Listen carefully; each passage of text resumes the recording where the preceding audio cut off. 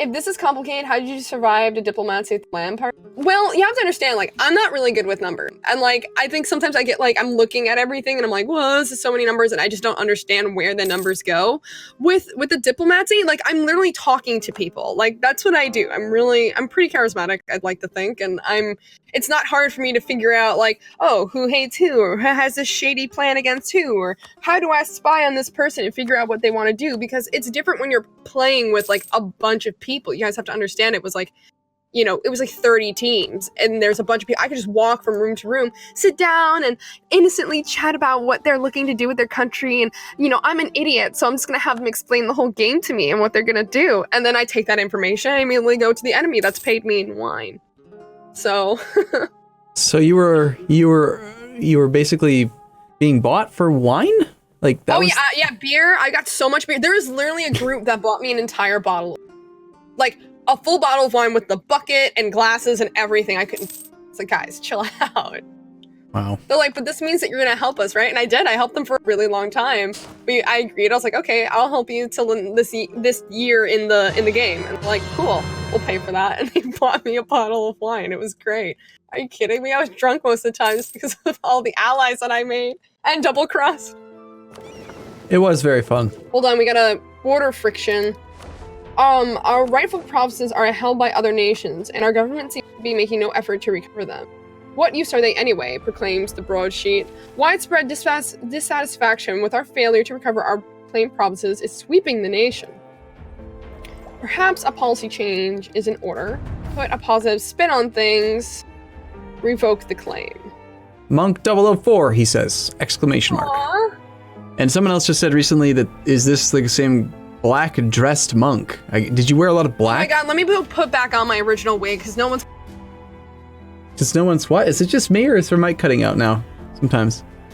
So far, she's all over the spectrum, man. Like, sometimes she's like, I want to do a world conquest for my very first run. And then now she's saying she's afraid, she doesn't want to declare war. And she says things like, let them eat cake, but she won't actually declare wars on the filthy heathens that live south of us. She doesn't want to kill the Berbers. I don't get it. Okay. Well, if you're done throwing shade at me, I was going to make decisions on this border friction. Yeah, and the decision is not to declare war, right? What a pacifist. But if we take a positive spin on things, like, what is... Who's the country that the event is talking about? What province? It's talking about Morocco and Tangier? I can't even say that. Tangier. Yeah. This is one of those weird S's I think you're not supposed to pronounce. I don't know why. Again, if it were me, I would just like delete a third of the letters in the alphabet because they're pointless, and stop having words that have letters in them that don't need them, and silent letters are stupid. Who invented that? Why? Like, anyway, so in Tangier, we have a claim from a mission, or we've fabricated, I'm not sure. And so basically you get to decide, do we want to revoke that claim because we've changed our mind? Do we care, like, to appease Morocco? Or do we still insist that someday she might actually attack the Berbers? Attack the Moroccans? I think the answer is no. I don't think she will. I might just declare war randomly and see what she does. Oh, don't do that! We're not gonna... We're not gonna... Oh my god, I don't know what to do. Help me make the decision. Now I'm nervous. Are you asking for my help or for chat's help? Match chat. Chat. Chat, help me. You guys are awful. No, stop! No. Okay, so... Don't revoke it. Attack. War. In Civ... In Civ, you have like what, cultural victory, you've got economic victory, and like religious, conquest, obviously, like domination, science. Okay, well, EU4 is a war game. Like I'd say 90% of Europa Universalis 4 is war. It's not really a diplomatic game. Like you can play it that way. There's a concept of playing the game tall, where you try not to expand, but just grow the development of your country. But yeah. It's not a real thing. It's like a unicorn. It sounds nice, but no. It's conquest, war. EU4's risk. Okay, fine. Then... More war. perhaps a policy change is in order. So does that mean that it's -50? So that's just gonna piss them off, right? Yeah, we're basically taunting them. We're saying like, you know, perhaps we should take that land from you, losers. I did it. I feel like I made a mistake, but I did it. All right, let's see. If we were to attack the Berbers, I wonder if we could beat them. They're on Tech 4. We're on Tech 5. We have fancy technology. The Berbers are a cultural group, by the way. They're this whole region of northern Morocco. So the Moroccans, the Tunisians, etc. So we could attack Morocco, and we would just have to fight them as well as their subject Sus, as well as Djerid. Okay, but like if we fight them and it doesn't go well, you're gonna blame it on me? Of course. Oh, okay. So why don't we just see what happens? Let's just check this is how you would do it strategically. I'm giving you some shit and also shade and whatever, but I, at the same time, I do want to teach you how to do things the right way as well. So press L. Okay. And then press F3. And then go press the right arrow key one time to go to page 21 of the ledger. Now we're looking at a ledger of all the countries in the world and all of their military information, which is apparently publicly available. I don't know how this makes sense, but that's just a thing in the game. So sort by, click the rivals button. Okay. And that'll filter everyone but us and Morocco, who is our rival. And we can see our relative strength. Oh no, we have more manpower than them, but we don't have as many units. Now click allies. So if we called in Castile, who owes us some favors because of what you did with that peace deal, you gave them some land that they didn't expect. They have 28,000 troops. We have 14,000 troops. We're also allied with England, and they have 21,000 troops, but they're pretty far away. They probably wouldn't help. We could definitely call Castile in, though. So that's like 42,000 versus 21,000. We have twice their number. Okay. Then... Now, there's one other thing, though, is we have to also consider Morocco's allies and Morocco's subject. For some dumb reason, when you say rivals, it doesn't include the Moroccan subjects. So remember how Morocco has a subject called Sus, S-U-S? Yeah. You gotta uncheck rivals and allies, and then over in the top right corner, there's a little magnifying glass. Just type S-U-S. And then just kind of mentally add that 3,000 to the number. And then I would delete the Sus and type in Djerid. Oh god. DJ. They've got 4. You can usually count on every country having at least 3,000 to 5,000 troops, minimum. Okay. So Djerid's got 4, Sus has 3, so that's 7. So altogether then, it's 42,000 troops if it's just us as well as Castile, versus about 28,000. We have like a 50% advantage in number. It's up to you if you want to. All right. I mean, that sounds like pretty good odds. Now, like, legitimately, like, would you attack them with those odds? It's the year 1460. I would have. We've declared one war in 15 years. Yes. Yes, of course. Okay. It's a war game. Let's do it. All right. Don't listen. I'm coming from a completely different background. Can't be nice to the filthy Sunni that live below us. We need to convert them. Catholicism, historically, it's actually interesting if you want to talk about the actual history of the game. This time of this era was like a huge thing where the divine right of kings was used by the Catholic leaders of the region to actually go out and attack people and claim that God wanted them to convert them. So it was all about pacifying the populace and expanding, and it was all, I don't know, stuff I remember from European history classes. So yeah, let's go bring Jesus to them. These Africans need Jesus, all right? All right. Do you remember how to declare war? Nope. Why not? I know it's been 10 months since you played, but... Okay, wait. So, we can go into, if I press F1... Well, can I just click the country and then... Okay, before you actually declare, what we should probably do is like prepare the military. We have 12 ships that are currently mothballed, just sitting in a port. They're at 25% strength because they've been mothballed. We're not using them. So you want to unmothball the heavies in Lisboa. Okay, and then we have an army that's also on no maintenance, so they have half morale, or rather, they have 0.5 morale out of max. We're paying them half upkeep. It takes longer to repair the boats than it does to do the army, so let's just let the game run for like 3-4 months while we let the ships repair. They will recover 10% durability per month. So it'll take 8 months to get all the way up to full strength. So we'll go to like, say September 1st, we'll raise maintenance on the army. We should also send it closer to where we want to go. So probably near Morocco, probably down in like Ceuta. I'll go get more ice cream as soon as the war's declared and see how you do. Oh, okay. I'm just kidding. But no, it is funny because like new player reactions to things going wrong is actually super interesting and funny. It's just like everything's on fire. Yes, like the dog in the room with fire everywhere. It's fun. So I would grab the 14 stack of troops and have them head down to Ceuta, which is that little province in Africa, beyond the Straits of Gibraltar. We can see the Moroccan troops are drilling in Melilla, practicing with the spear. I wonder if their spear is the same length. Have they standardized the spears? Probably not. Okay, so I have all the little dudes selected. How the heck do I make them move again? Once you have them selected and there's like a box on the left saying army and everything, just right click on a province. Issue a movement command.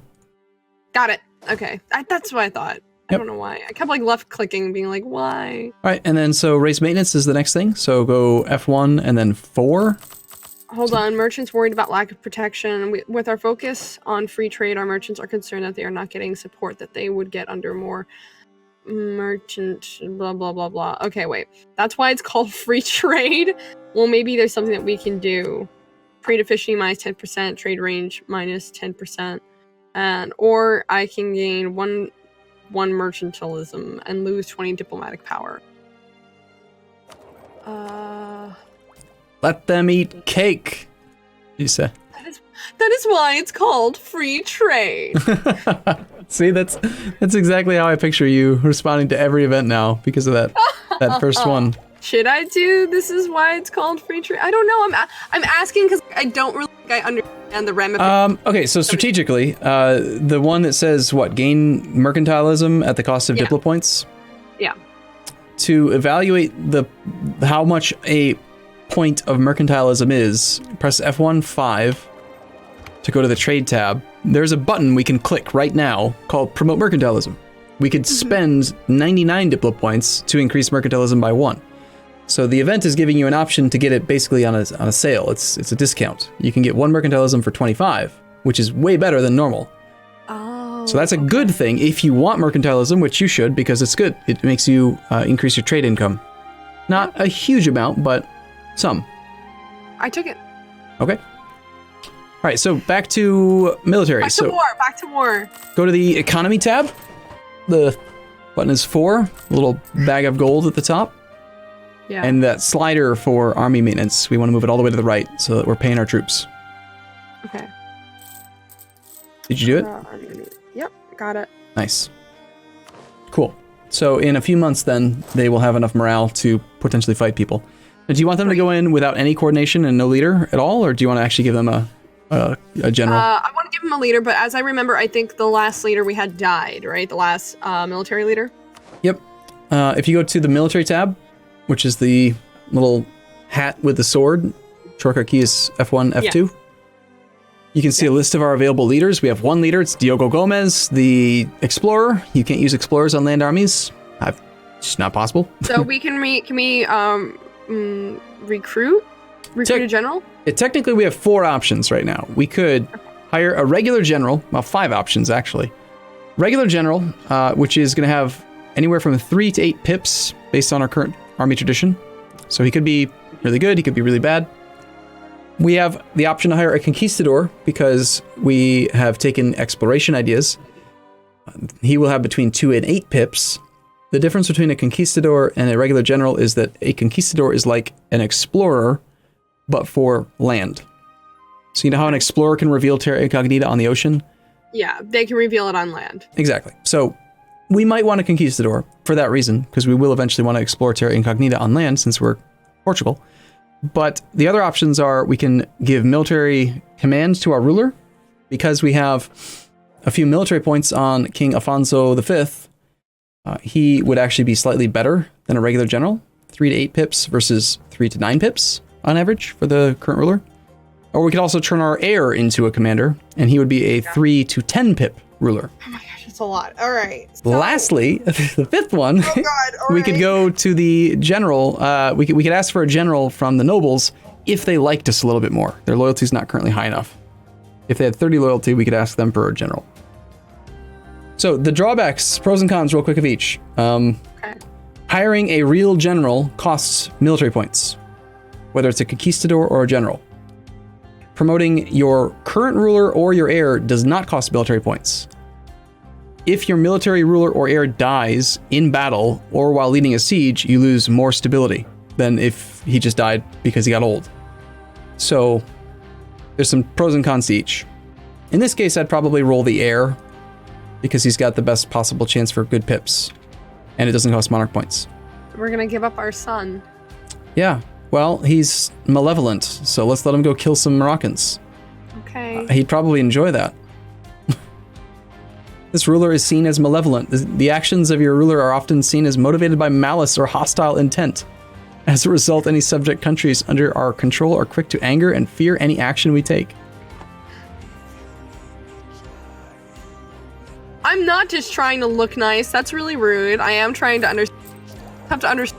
I'm like jumping back into this. I'm not looking at this game for months. So Yeah. like, please be patient. Okay, I get it. I look dumb, but I'm trying.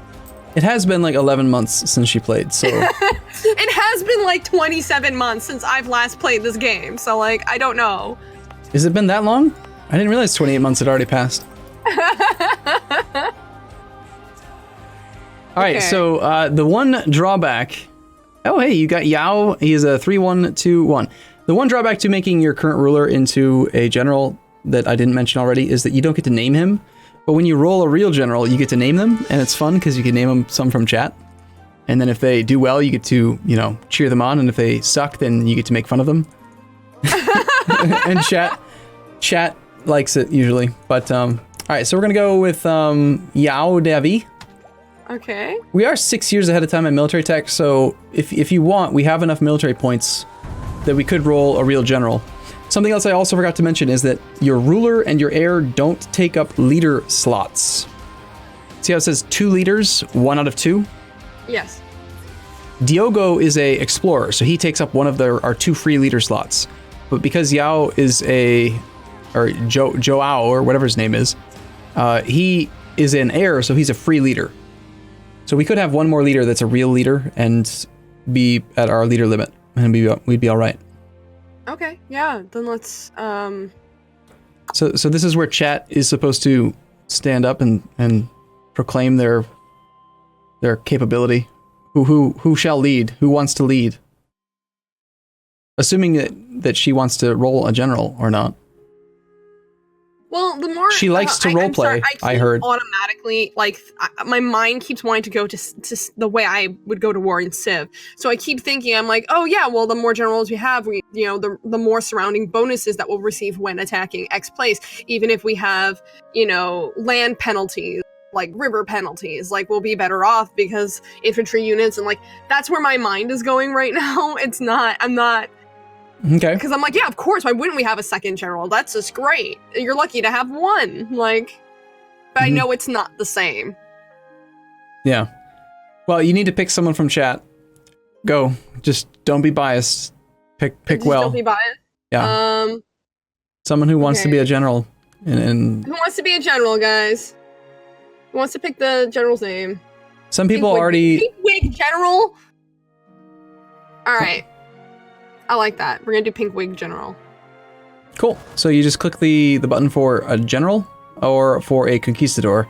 If you want to do a conquistador, he could theoretically have 1 less pip than a regular general, but we might use him as a conquistador. We can do a regular general. I don't really think it would be necessary to do. We don't really want to explore that land right now. All right, go ahead. Mm-hmm. Yeah. So just click it, and then we're gonna name him. Is that Lambert? Sorry. Okay. I named him Pinkwig. Whoa! General Pinkwig, a 152. So on a scale of 3 to 8, you rolled 7 pips, top notch. And, oh my god! He's OP as fuck!